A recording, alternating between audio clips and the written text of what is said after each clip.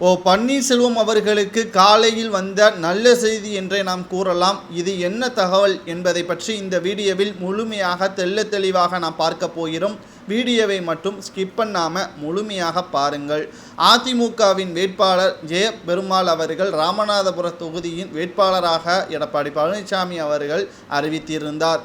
இந்த நிலையில்தான் நேற்று மாலை பன்னீர்செல்வம் அவர்கள் ராமநாதபுரம் தொகுதியில் பிரச்சாரம் செய்வதற்காக சென்ற பொழுது ஒட்டுமொத்த ராமநாதபுரம் மக்களுமே பன்னீர்செல்வம் அவர்களை வரவேற்றனர். காரணம், புரட்சித் தலைவி ஜெயலலிதா அவர்களின் உண்மையான விசுவாசி, 3 முறை முதல்வராக இருந்ததன் காரணமாக ராமநாதபுரம் தொகுதியே தற்பொழுது விஐபி தொகுதியாக மாறிவிட்டது. இந்த நிலையில்தான் பன்னீர்செல்வம் அவர்களை என்னால் வெற்றி கொள்ள முடியாது என்ற காரணத்தினாலும் தனது தோல்வி பயத்தினாலும் எடப்பாடி பழனிசாமி அவர்களிடம் மறைமுகமாக வேற வேட்பாளரை போட்டிருங்க என்பதற்கேற்ப தற்பொழுது தகவல் ஒன்றையும் தெரிவித்திருப்பதாக செய்திகளும் இணையதளங்களில் வெளியாகி வருகிறது. ஏனென்றால் தேனி தொகுதியை பொறுத்தளவிற்கு எம்எல்ஏவாக பன்னீர்செல்வம் அவர்கள் வெற்றி அடைந்து விட்டார்.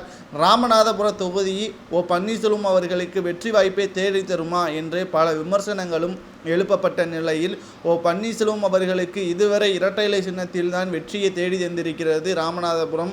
ஆனால் முதல் முறையாக பன்னீர்செல்வம் அவர்களுக்கு சுயேட்சை சின்னத்தை தற்பொழுது தேர்தல் ஆணைய அதிகாரிகள் ஒதுக்கப்பட்டிருக்கக்கூடிய நிலையில் வெற்றியடைவதற்கு வழி இருக்கிறதா என்று நாம் பார்க்கும் பொழுது நிச்சயமாக பன்னீர்செல்வம் அவர்கள் மீது இருக்கக்கூடிய பாசத்தை தேர்தலில் நாங்கள் காண்பிப்பதற்கு ஒரே வழி இதுதான் என்பதற்கேற்பதான் ராமநாதபுரம் தொகுதி மக்கள் நேற்று மாலையே பன்னீர்செல்வம் அவர்களை மிகப்பெரிய அளவில் பெரும் படையுடன் வரவேற்றனர். மேலும் ஜெயபெருமாள் அவர்கள் இந்த படையை பார்த்து பயந்து வேறு வேட்பாளர்களை ராமநாதபுரம் தொகுதியில் அதிமுகவின் சார்பாக வேட்பாளராக அறிவிக்க வேண்டி தற்பொழுது பேசியிருக்கிறார். ஆனால் இதற்கு எடப்பாடி பழனிசாமி அவர்கள் மறுத்துவிட்டார்.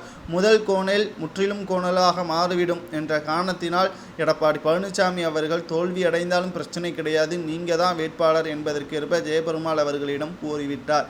தேர்தலுக்கு முன்பாகவே தோல்வியை ஒப்புக்கொண்டு விட்டார் என்றும் எடப்பாடி பழனிசாமி அவர்களிடம் இருந்து தற்பொழுது வார்த்தைகள் கிளம்பிவிட்டன. இதுதான் பன்னீர்செல்வம் அவர்களுக்கு காலையில் கிடைத்த நல்ல செய்தி என்றும் அரசியல் வட்டாரத்தில் பேசப்பட்டு வருகிறது. சரி, ராமநாதபுரம் தொகுதியில் எதற்காக பன்னீர்செல்வம் அவர்கள் வேட்பாளராக அறிவிக்கப்பட வேண்டும்? எதற்காக பன்னீர்செல்வம் அவர்களது மகன் ஓபி ரவீந்திரநாத் அவர்கள் வேட்பாளராக அறிவிக்கப்படாமல் ஓபிஎஸ் அவர்கள் வேட்பாளராக அறிவிக்கப்பட வேண்டும் என்று நாம் பார்க்கும் பொழுது, இரட்டை இலை சின்னத்தை கைப்பற்றப்பட வேண்டும் என்றால் மத்தியில் அமைச்சராக இருந்தால் மட்டும்தான், அது பன்னீர்செல்வம் அவர்களால் மட்டும்தான் முடியும். மேலும் மக்கள் மத்தியில் பன்னீர்செல்வம் அவர்களுக்கு தான் அமோக வரவேற்பு இருக்கிறது. இந்த காரணத்தினால்தான் பன்னீர்செல்வம் அவர்கள் வேட்பாளராக தேர்வு செய்யப்பட்டார் என்றும் வைத்திலிங்கம் அவர்கள் கூறியுள்ளார்.